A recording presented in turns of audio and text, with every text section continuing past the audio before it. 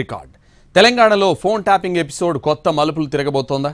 ఆ విషయంలో బీజేపీ కూడా సీరియస్గా ఉందా? ఆ పార్టీ ఎంపీలు కొందరు జాతీయ నాయకుల ఫోన్స్ సైతం ట్యాప్ అయ్యాయా? అందుకే సిబిఐ దర్యాప్తు డిమాండ్ తెర మీదకొచ్చిందా? ఇప్పటిదాకా జరిగిన దర్యాప్తును కేంద్రంలోని అధికార పార్టీ ఎలా చూస్తోంది? ఇక మీదట ఏం చేయాలనుకుంటోంది? ఫోన్ ట్యాపింగ్ ఎపిసోడ్లో రకరకాల ట్విస్టులు పెరుగుతున్నాయి. దీనిపై రాష్ట్ర ప్రభుత్వం ఏర్పాటు చేసిన సిట్ సీరియస్గా ముందుకు పోతోంది. లోతులోకి వెళ్లే కొద్దీ తీగలు ఎక్కడికెక్కడికో కనెక్ట్ అవుతున్నట్టు కనిపిస్తోంది. ఈ క్రమంలోనే బీజేపీ స్వరం పెంచడం హాట్ టాపిక్ అయింది. దీంతో ఆ పార్టీ ఏం చేయబోతుందన్నది ఆసక్తికరంగా మారింది. మా ఫోన్ కాల్స్ ని కూడా వినేశారు. దాని పరిధి చాలా విస్తృతంగా ఉంది. అందుకే దీని మీద సిబిఐ దర్యాప్తు జరిపించాల్సిందేనని తెలంగాణ బీజేపీ ఎంపీలు పార్టీ అధిష్టానాన్ని ఒత్తిడి చేస్తున్నారట. బాధితుల లిస్టులో కొత్త పేర్లు బయటకొస్తున్న క్రమంలో పలువురు నాయకుల్ని సాక్ష్యం కోసం పిలుస్తోంది సిట్. అటు త్రిపుర గవర్నర్ సహా బీజేపీ జాతీయ నాయకులు పలువురి ఫోన్స్ ట్యాప్ అయ్యాయి అన్న సమాచారంతో కమలనాథులు కాస్త సీరియస్ గానే ఉన్నట్టు సమాచారం. ఇప్పటికీ ఈ వ్యవహారం తమ ఢిల్లీ పెద్దల దృష్టిలో ఉన్నందున ఇక ఏమాత్రం ఆలస్యం చేయకుండా సిబిఐని రంగంలోకి దింపాలని ఒత్తిడి చేస్తున్నారట తెలంగాణ నాయకులు.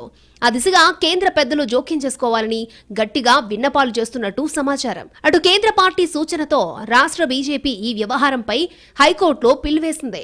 పార్టీ లీగల్ సెల్ ఈ కేసుపై కోర్టులో మెన్షన్ చేసేందుకు రెడీ అవుతున్నట్టు తెలుస్తోంది. కేసు పరిధి విస్తృతి తీవ్రత దృష్ట్యా దీని మీద సిబిఐ ఎంక్వైరీకి ఆదేశించాలంటూ కోర్టుకు వెళ్లారు బీజేపీ నాయకులు.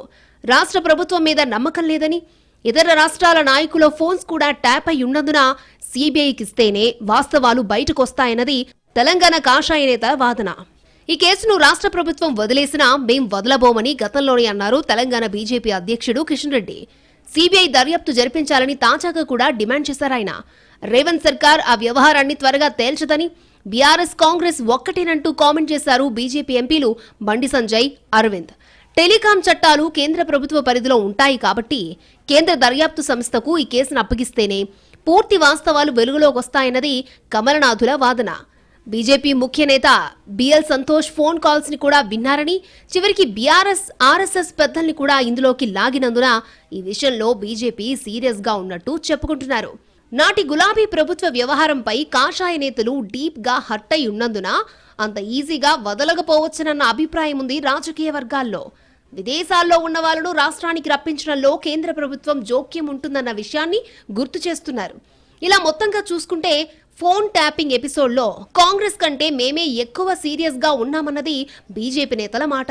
అందుకే సిబిఐ దర్యాప్తు కోసం వాయిస్ పెంచుతున్నారట.